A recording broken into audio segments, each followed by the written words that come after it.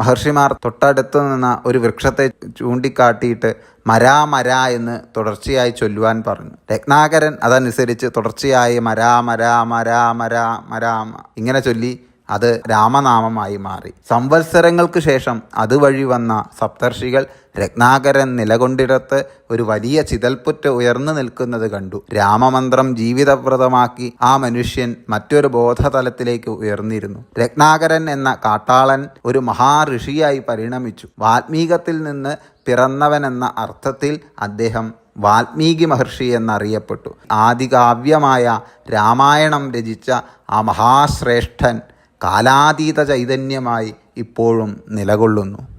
എല്ലാവർക്കും നമസ്കാരം. ഈ കഥ നിങ്ങൾക്ക് ഇഷ്ടമായെങ്കിൽ ലൈക്ക് ചെയ്യണം, ഷെയർ ചെയ്യണം, സബ്സ്ക്രൈബ് ചെയ്യണം, തൊട്ടടുത്തുള്ള ബെല്ലേക്ക് അമർത്താൻ മറക്കരുത്. അപ്പോൾ എല്ലാവർക്കും ബൈ ബൈ.